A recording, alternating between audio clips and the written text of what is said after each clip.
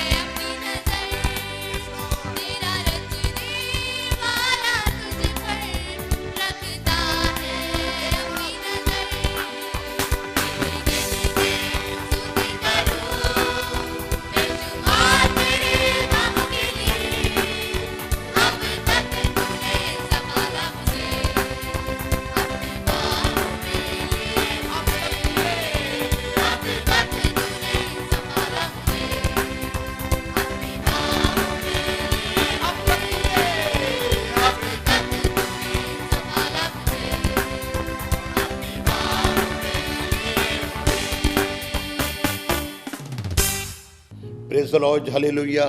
आज की खूबसूरत सुबह में एक बार फिर हम खुदावन की नए शुक्रगुजार हैं कि उसने ज़िंदगी ज़मीन पर हमें ज़िंदा रख कर ये खूबसूरत मौका अता फरमाया है कि हम खुदावन के लोगों के साथ मिलकर खुदा के कलाम की तिलावत करें और कलाम की वो उम्दा और वो गहरी बातें जिससे इंसान की ज़िंदगी बदल जाती है आज आपके सामने पेश करें। हमें assembly of believer church Shakarpur की जानिब से भेजा गया है और शकरपुर की जानिब से ये प्रोग्राम ग्रेस ऑफ गॉड का प्रोग्राम हर मंगलवार आपके टीवी स्क्रीन पे आता है और हमें अच्छा लगता है, खुशी मिलती है कि आप लोग ये प्रोग्राम देखकर हमसे टेलीफोन पे बात करते हैं और हम आपके लिए दुआएं करते हैं। अगर आप चाहते हैं कि हम आपके लिए दुआ करें तो हमारे उस स्क्रीन पे आपके 3 नंबर स्क्रॉल हो रहे हैं, आप उनमें से किसी एक पर भी आप अपना ये नंबर मिलाइए और अपनी समस्या, अपना मसला हमसे बयान करिए। हम आपके लिए दुआ करेंगे, तकलीफ में तो दुआ करेंगे, परेशानी में तो दुआ करेंगे। और हम जानते हैं और आप भी जानते हैं कि दुआ से सारे मसले हल होते हैं। आज हम खुदावन के हजूर में रहकर खुदावन के नाम को मुबारक कहने के लिए जमा हुए हैं। तो आइए आज हम आगाज़ करें इस इबादत का खुदावन के कलाम में से एक आयत जो बारहा बहुत से लोगों ने से आपने सुनी है और आज एक बार फिर आपको मैं रिमाइंड कराना चाहता हूँ। वो मिलेगी आपको मत्ती रसूल की इंजील और उसका 7वां बाब और उसकी 21वीं आयत को आज बड़े गौर से सुनिएगा। मत्ती रसूल की इंजील उसका 5वां बाब और उसकी 20वीं आयत को पढ़िएगा। जी मैं तुमसे कहता हूँ कि अगर तुम्हारी बड़े ध्यान सुनिएगा, हम राजबाज तो हैं लेकिन हमारी राजबाजी कई बार फकी फरीसियों की तरह ही होती है। अगर तुम्हारी राजबाजी फकीयों और फरीसियों की राजबाजी से ज्यादा ना, हमें बिल्कुल उन्हीं के लेवल में चल रहे हैं। वो करते हम भी करते हैं, वो करते हम भी नहीं, हमने उनसे ऊंचा उठना है। यीशु मसीह फकी फरीसी से ऊंचा उठा। उनकी राजबाजी थी दूसरों से काम कराना, खुद कुछ नहीं करते थे। उनकी राजबाजी थी कि शरीयत को फॉलो करना। उन्होंने यीशु मसीह को फॉलो नहीं करा। यूहन्ना के शागिर्द यही करते थे, तभी उनका कहीं नाम नहीं है। और बाइबल बताते हैं कि तुम्हारी राजबाजी फकी फरीसियों की से कहीं ज्यादा ना होगी तो तुम आसमान की बादशाही में हरगिज दाखिल नहीं होगे। कितना ही जोर लगा लेना, क्योंकि तुम्हारी राजबाजी कम है। देखिए, एक फरीसी हैकल में खड़ो के दुआ कर रहा था और कहने लगा, आए खुदावन, मैं औरों की तरह जिनाकार नहीं हूं। 18 बाब है लूका का, उसकी 11वीं आयत से, मैं औरों की तरह जिनाकार नहीं हूं, मैं औरों की तरह गलत नहीं हूं, और इस आदमी की तरह नहीं जो चुंगी वाला, इसकी तरह भी नहीं हूं। मैं हफ्ते में 2 बार रोजा रखता हूं और अपनी सारी कमाई का 10वां हिस्सा देता हूं। यह थी फरीसियों की राजबाजी। फरीसियों की राजबाजी क्या थी? रोजा भी रखते थे, 10वां हिस्सा भी देते थे, लेकिन अपनी जुबान से दूसरों को बुरा कहते थे। वो कहते थे हम सबसे बड़े, हम सबसे अच्छा काम करते हैं, हमारी चीज मैंने करा, मैंने करा, मैंने करा। लेकिन उसके एवज में ये गुनहगार आदमी था। ये तो उसने अपने आप को इस काबिल भी नहीं समझा कि मैं खुदा के घर में चला जाऊं। बाहर खड़ो के दुआ कर रहा था और अपनी राजबाजी को उसने इस तरह जताया कि आए खुदावन, मैं तो निहायत ही गुनहगार हूं और इस काबिल भी नहीं कि अपनी निगाहें में तेरी तरफ उठा सकूं, तू मुझे माफ कर दे। ये वाली राजबाजी काम आई, तौबा करने वाली राजबाजी काम आई, मन को फिराने वाली ये राजबाजी काम आई। तो यीशु मसीह ने कहा वो नहीं, ये आदमी राजबाज ठहरकर अपने घर गया और जो राजबाज होंगे वो ये आसमान की बादशाह में शामिल होंगे। अगर आप बादशाह में जाना चाहते हैं तो फकी फरीसियों की राजबाजी से अलग होकर दिखाइए। ये फरीसी लोग का खमीर उनको बादशाह में जाने नहीं देगा। तुम उनमें से निकल के आओ ताकि तुम बादशाह में जाओ। मत्ती का 18 बाब और उसकी 3री आयत में यूं कहा है, और ये कहा मैं तुमसे सच कहता हूं, अगर तुम तौबा ना करो और बच्चों की मानंद ना बनो। अभी तो कहा था कि तौबा करो क्योंकि बादशाह आ गई है, तौबा करने के लिए तुम अपने आप को छोटा बना लो। अब कह रहा है अगर तुम तौबा ना करो और बच्चों की मानी ना बनो तो आसमान की बादशाह में हरगिज दाखिल नहीं होगी। और हमारी दिली तमन्ना है कि हम आसमान की बादशाह में दाखिल हो। खुदा कलाम बता रहा है कि हम अपने आप को बच्चे की मानिंद बना ले। बच्चा एक कहना मानता है, डांट के माने, थप्पड़ से मारे, लेकिन मान लेता कहना। लेकिन जब हम बड़े हो जाते, तभी तो बाइबल में लिखा है अपने हमारे लिए छोटी छोटी लोमड़ियों को पकड़ो, जब बड़ी हो जाती तो हाथ नहीं आती। आज ऐसे बहुत से लोग हैं जिन्हें बहुत समझाया जाता है लेकिन उनके ऊपर कोई असर नहीं होता। इसलिए बाइबल बताता है अपने आप को बच्चे की मानिंद बना लो। जैसे बच्चा कहता है जी, बेटा ये कहना जी, सिर्फ उसकी जुबान पे जी होता है। और आज आसमान का खुदा मेरे को चाहता है कि मैं बच्चा बन जाऊं। जैसे बच्चा हुक्म मानता है, जैसे बच्चा मान लेता है और गलत काम नहीं करता। हम बड़े लोग अक्सर इस बात से अलग रहते हैं। और कलाम में लिखा है अगर तुम बच्चा नहीं बनोगे। उसने एक बच्चे को अपने पास बुलाया, उसे अपनी गोदी में बिठाया और कहने लगा अपने आप को इसकी मानिंद बनाओ। क्योंकि बच्चे के अंदर कोई मुकर वाली बात नहीं, बच्चे के अंदर कोई लालच वाली बात नहीं, बच्चे के अंदर कोई व्यभिचार वाली बात नहीं, बच्चे के अंदर कोई खून करने वाली बात नहीं। और बच्चा अपने माँ बाप का हुक्म मानता है। अगर तुम भी अपने आसमानी बाप का हुक्म मानने लोगे तो तुम बादशाहत में दाखिल हो जाओगे, नहीं तो तुम्हारे आसमान की बादशाहत में दाखिल होना बहुत कमजोर है। थोड़ा सा और आगे चलते हैं। आसमान की बादशाहत में दाखिल होने का बड़ा सिंपल तरीका यीशु मसीह ने निकोदेमुस को बताया। यूहन्ना का 3 बाब है। और वो रात के अंधेरे में यीशु मसीह के पास आया और पूछने लगा आसमान की बादशाहत में जाने के लिए। तो यीशु मसीह ने उसको जवाब दिया, 3री आयत, मैं तुझसे सच सच कहता हूं जब तक कोई इंसान नए सिरे से ना जन्मे तो वो खुदा की बादशाहत को देख नहीं सकता। भाई जाने की तो बात ही बहुत दूर है। इसके माने हमने आसमान की बादशाहत में जाने के लिए खुदा की मर्जी ये है कि हम नए सिरे से जन्म लें। और जब तक वो नए सिरे से ना जन्मे, तभी तो पौलुस इफिसियों की कलीसियों को लिख रहा है लो पुरानी इंसानियत उतारो और नई इंसानियत पहन लो। देखिए पुरानी इंसानियत आदम का जीवन, उसका खून हमारे लोगों में दौड़ता आया। और नई इंसानियत यीशु मसीह। जब तक हम पुरानी को नहीं उतारेंगे तो नई कैसे पहनेंगे? पुरानी इंसानियत हमें गुस्सा करना सिखाती है, पुरानी इंसानियत हमें झूठ बोलना सिखाती है, पुरानी इंसान हमें दगाबाजी करना सिखाती है। नई इंसानियत हमें हिल मिजाजी देती है। नई इंसानियत हमें छोटा बनना सिखाती है। नई इंसानियत हमें दूसरों की खिदमत करना सिखाती है। इसलिए कलाम में लिखा है कि जब तक कोई नए सिरे से ना जन्मे, आदम का खून है, इस खून को हमने इसको सही करना है और यीशु मसीह का लहू उस खून को ठीक कर सकता है। इसलिए हमने यीशु मसीह को पहन लिया है। बाइबल में लिखा गलतियों के लिए कह रहे हैं जिन्होंने यीशु मसीह के नाम में बपतिस्मा लिया उसको यीशु मसीह को पहन लिया। और पौलुस लिखा रोमियो की 13 बाब की 14वीं आयत में यीशु मसीह को पहन लो ताकि जिस्म की ख्वाहिशों को पूरा ना करो। और जब तक हम यीशु मसीह को नहीं पहनेंगे आदम रहेंगे तो ख्वाहिशों को पूरा करेंगे। पहली आदि माता ने अपनी ख्वाहिश को पूरा करा और वो गुनहगार बनी, उसके बाद हम सब गुनहगार बन गए।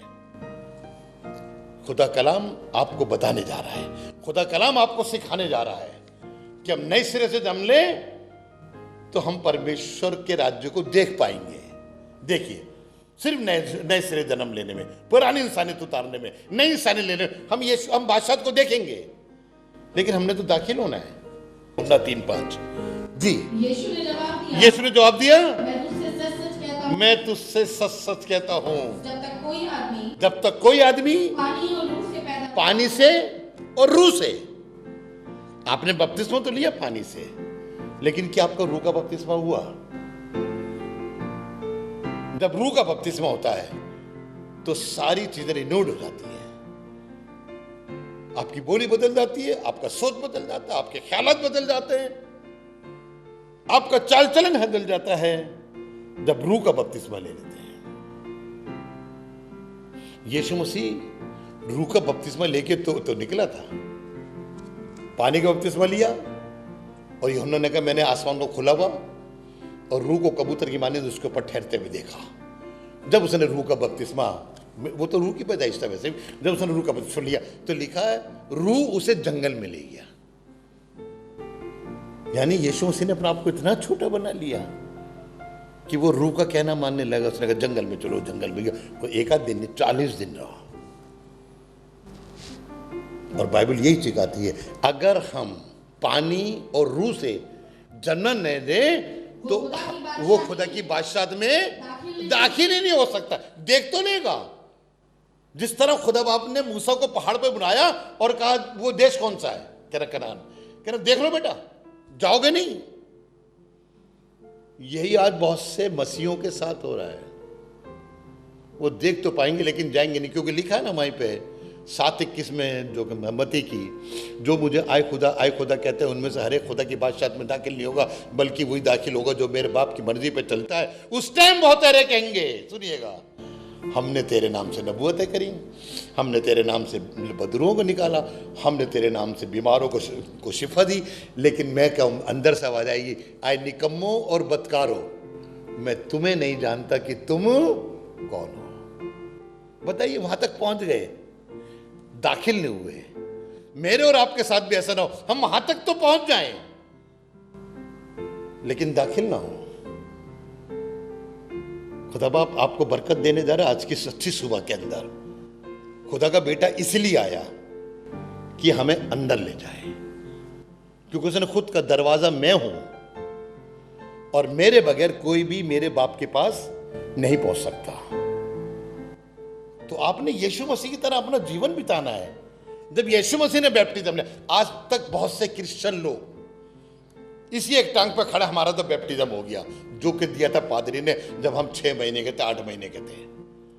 मेरा भी मेरे बाप ने कराया था, लेकिन जब खुदा ने मुझे अकल दी, जब खुदा ने अपने कलाम से मुझे बताया, तो मुझे दोबारा 30 साल की उम्र में पानी का बैप्टिज्म लेना पड़ा, क्योंकि मुझे रूह, पानी और रूह से दोनों से जन्म लेना है। आपको भी यही करना है, नहीं तो भाई बादशाह में नहीं जा पाएंगे। हम मसीह के पीछे चली से ले रहे हैं कि हम बादशाह में जाएं, लेकिन बहुत बार हम इस बादशाह से चूक जाते हैं। अगर उस आदमी का पानी और रूह से बैप्टिज्म होता और यीशु मसीह कह रहा था अपनी सब चीजें बेचकर मेरे पीछे हो ले, तो वो एकदम चल देता। वो एक ही मुलाकात में कह रहा था मैं हमेशा की जिंदगी पालूं। खुदा के साथ जाने के लिए आपको पानी और रूह से बैप्टिज्म लेना है, ताकि आप उसकी बादशाहत में दाखिल हो। और बादशाहत में दाखिल होना बहुत आसान काम नहीं है, क्योंकि पौलुस कह रहा था तीमुथियुस से, अगर हम उसके साथ दुख उठाएंगे, अगर हम उसके नाम से दुख उठाएंगे, तो उसके साथ बादशाहत भी करेंगे। खुदा बाप हमें बादशाहत देना चाहता है, हम बादशाहत के फर्जंद बने, क्योंकि खुदा बाप ने इब्राहिम से कहा था तेरी कौम में राजा पैदा होंगे। कोई फकीर और ऐसा आदमी पैदा नहीं होगा, लेकिन राजा पैदा होंगे। हम राजा की औलाद है, तो हमें राजा बनना है, हमने बादशाहत करनी है। राज्य हमारा इंतजार कर रहा है। अगर नहीं गए तो उसमें खुदा की गलती नहीं है, हमारी और आपकी गलती है। वहां तो खुदा का बेटा इंतजार कर रहा है कि कब आएगा मेरा बच्चा, कब आएगा मेरा बच्चा, लेकिन हम उसके इंतजार को झूठा ठहरा देते हैं। चलिए थोड़ा सा और बढ़ते हैं आगे। लूका रसूल की इंजील 9वां बाब और उसकी 62वीं आयत में कुछ ऐसा लिखा, पढ़िएगा जी। यीशु ने उससे कहा, जो कोई अपना हाथ हल्की मूठ पर हाथ रखता है और पीछे देखता है, वो खुदा की बादशाहत में दाखिल होने के लायक नहीं। हमने अपना हाथ लिया और यीशु मसीह की तालीम पे रखा है, तो अब हम दूसरी तरफ क्यों फिरते हैं?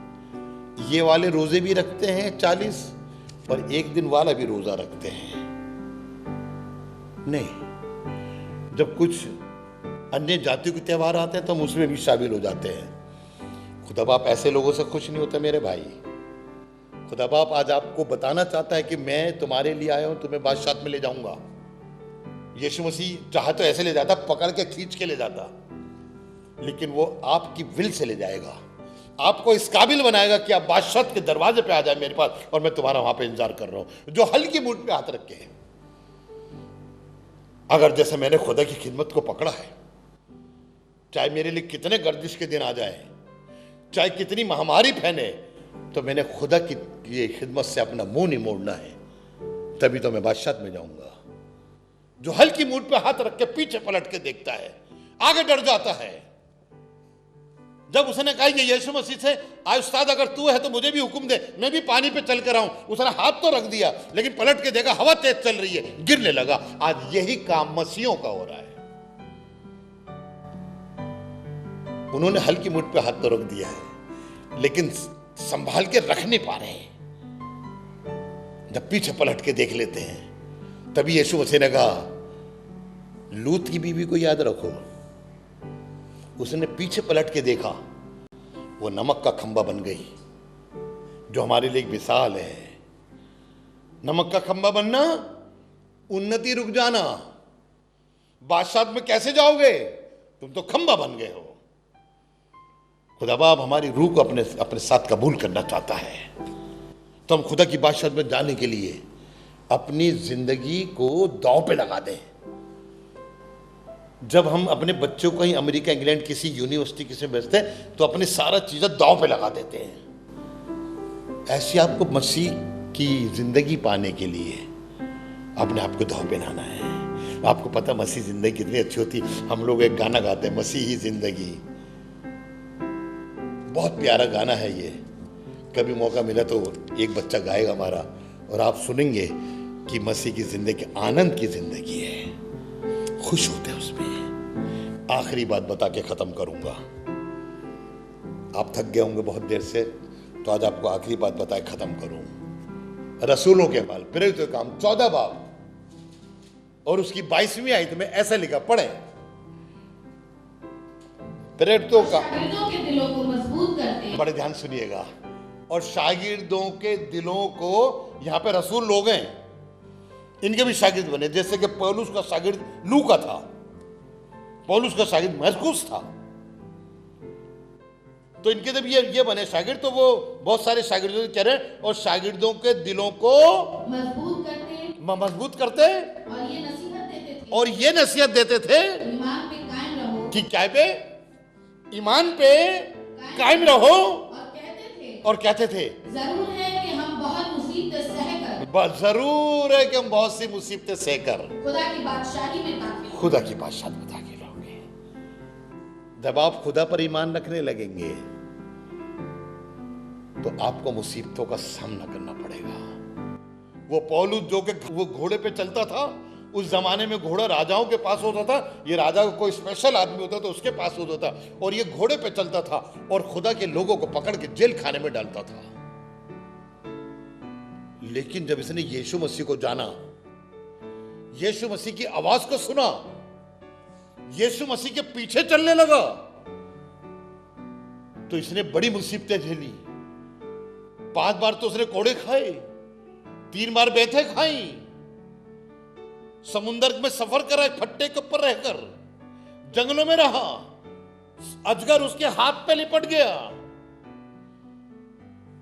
लोगों ने उसको पथराव करना चाहा, पहाड़ पर से उसको गिराना चाहा।